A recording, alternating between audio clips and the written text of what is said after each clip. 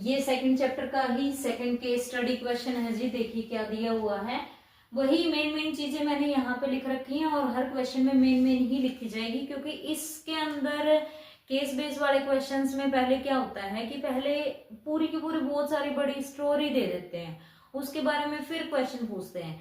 ऐसे ये तो फिर वो स्टोरी यहाँ पे लिखी नहीं जाएगी, तो स्टोरी आप वैसे एक्सप्लेन तो कर देंगे, उसको ध्यान से समझ लेना, देख लेना, ठीक है। अब यहाँ पे क्वेश्चन क्या है, वैसे क्वेश्चन को अच्छे से एक्सप्लेन करूंगी, अगर ना समझ आए तो पूछ लेना कि जी ये यहाँ से कहाँ से आया है, या जो भी कमेंट आपने करना है, या अच्छे से समझ आ गया, ये चीजें सारी बता देना, ठीक है। Due to heavy storm and electric wire got bent as shown in the figure.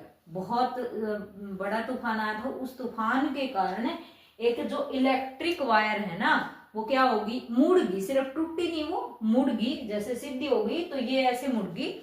अब कहता है it followed A mathematical shape, इस शेप में आ गई, वो मैथमेटिकल शेप में आ गई।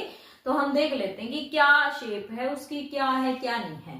देखो बेटा, मैंने इस क्वेश्चन में यहाँ पे आपको पहले ही जो फर्स्ट वाला क्वेश्चन बताया था ना, फर्स्ट वाले क्वेश्चन में स्टेटमेंट के अंदर आपको ये बता दिया था कि वो शेप किस टाइप की है आपकी। तो ये वाली जो शेप होगी ना, ये वाला होता है जी अपना पैराबोला। अगर ऐसे भी होगा वो भी पैराबोला, अगर ऐसे भी होगा वो भी पैराबोला, अगर ऐसे भी होगा वो भी पैराबोला।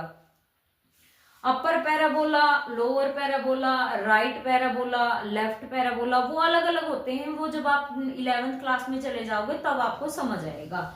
तो अब सिर्फ शेप के बारे में समझ लो, ठीक है।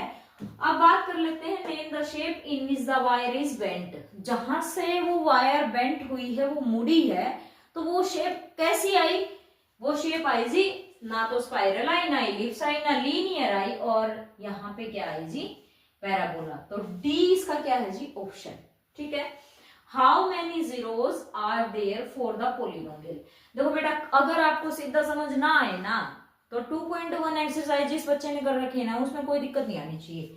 तो यहाँ पे ये देख लो, एक्स एक्सिस के अंदर ये जो चीज है और ये वाली जो चीज है, एक्स एक्सिस में जितने भी पॉइंट्स में ये काटेगी ना, तो वो उसके नंबर ऑफ जीरोज आ जाएंगे।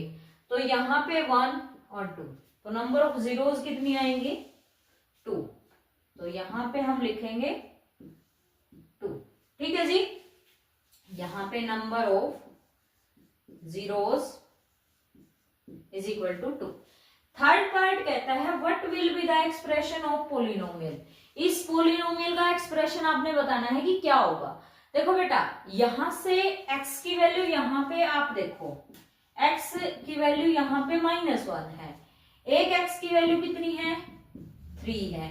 तो जैसे मैंने पहले पार्ट में करवाया था, फर्स्ट पार्ट में करवाया था, उसमें क्या करवाया था, इसको मैं अगर इधर लेके आती हूँ +1 इज इक्वल टू 0, अगर मैं इसको इधर लेके आती हूँ तो -3 इज इक्वल टू 0। मल्टीप्लाई कर दो दोनों की, मल्टीप्लाई जैसे ही आप करते हो तो क्या आ जाएगी, x + 1 और x - 3 इज इक्वल टू 0।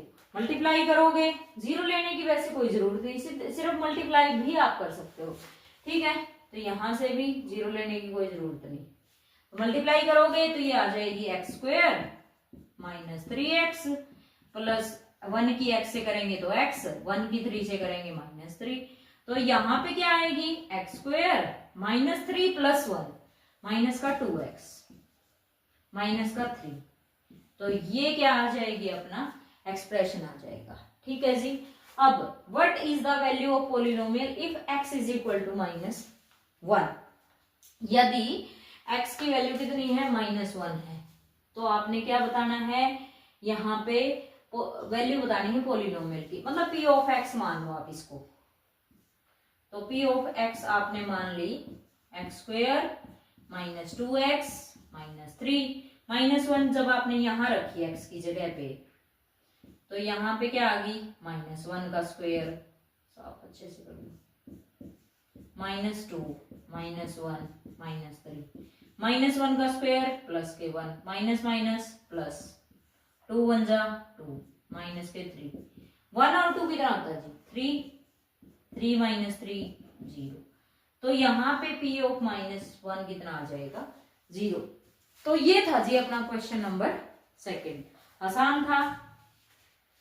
ठीक है जी, वीडियो को लाइक शेयर सब्सक्राइब जरूर, ठीक।